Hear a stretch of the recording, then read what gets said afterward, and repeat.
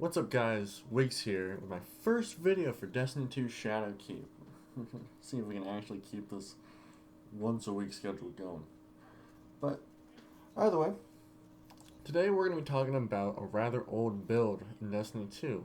Thanks to the balance changes in Shadowkeep though, it's able to kind of hold its own in Crucible again. Now, this build is known as the Mida Muscle Tool, the Mida Mega Tool. But most importantly, as it always has been since the very beginning, it is the Mida Meta Tool. Now, the Mida was known for its absolute dominance in Season 1 of Destiny 2 because of its all-around consistency in every gunfight at most ranges. And when paired with its counterpart, the Mida Mini Tool, you were able to watch yourself in the close range too, which in the double primary sandbox meant you could cover yourself anywhere. The Mida eventually got nerfed because of its dominance in the watered down sandbox that was Year 1 Destiny 2, mainly toning down the effectiveness of high caliber rounds had in gunfights so that people didn't get flinched off too much and they could still have a fighting chance. Ever since the Mida has drifted around in the sandbox without a real purpose, but during Year 2, certain items were added during the seasons that ended up being amazing to pair with Mida. And now the recent changes in Shadowkeep, mainly the range reduction on hand cannons, which previously just absolutely dominated the Crucible, Scout Rifles have kind of been able to step into a new light in Year 3. The Mida Multi-Tool is a lightweight scout rifle, firing at 200 rounds per minute, hitting 54 to the head and 31 to the body with an optimal time to kill at 0.9 seconds at 3 crits, 1 body on low resilience Guardians. Now, scout rifles aren't known for their great base TTK, but Mida is special because you give yourself just about every bonus possible with Mida equipped. You have your Raider up when you ADS, allowing you to watch your flank while holding your lane and get the drop on any Guardian trying to get sneaky.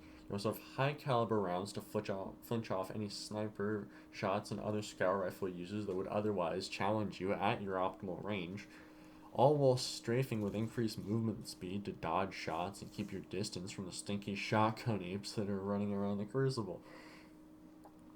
Plus, if you use Chromatic Fire on the Warlock, you have Dragonfly or Firefly with Chromatic Fire, which makes taking out groups of enemies easier. It allows you to keep challenging enemies when they try and stack up to team shot you because you've just been shoving their team into the back of their spawn. All of those bonuses, and we haven't even gotten to the subclass or secondary. Now, the obvious secondary choice would be the Mida Mini Tool, or the Year 2 version, the Callus Mini Tool, which can be farmed from the Menagerie.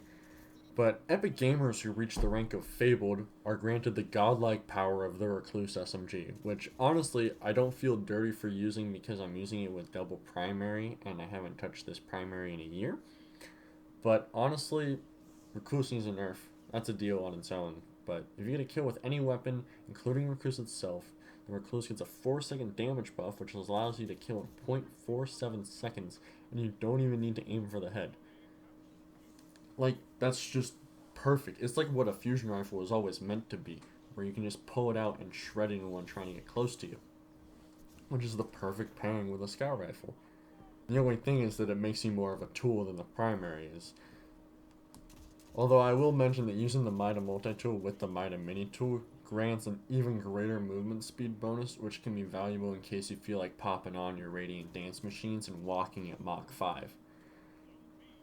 As for your subclass pairings, in this gameplay, I'm using Bottom Tree Voidwalker with Devour and Blink, which allows for, instant movement, and if I pop Devour, it allows me to just keep on going on a chain, keep getting health and challenging as long as I can keep killing them.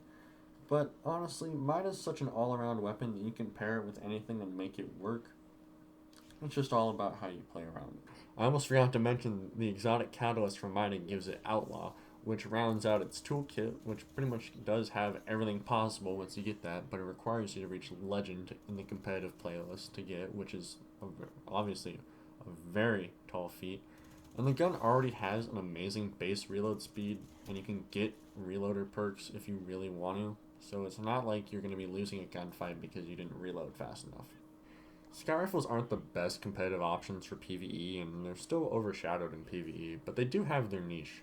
Previously in PvP, it was almost exclusively Equinox, but in all seriousness, being able to hold your own at a range and control your lane of the map can be a big threat in PvP. And if you maintain that distance, then anyone who's not copying you or attempting to snipe you will have to struggle to reach you. The Mida really does live up to its name of being the multi-tool, as it gives you every tool you need to take on any battle and is quite possibly the most consistent gun in the sandbox.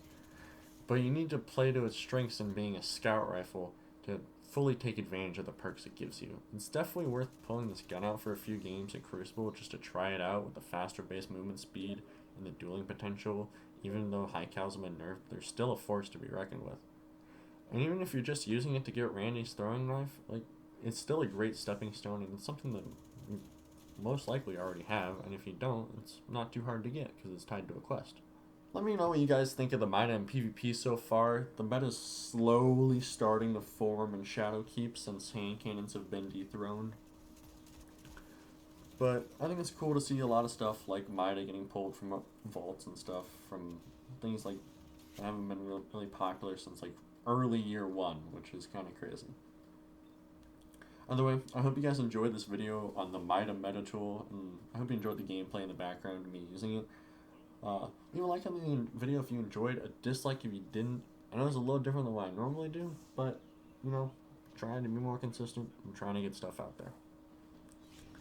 So, either way, subscribe for more, and I'll see you guys next time.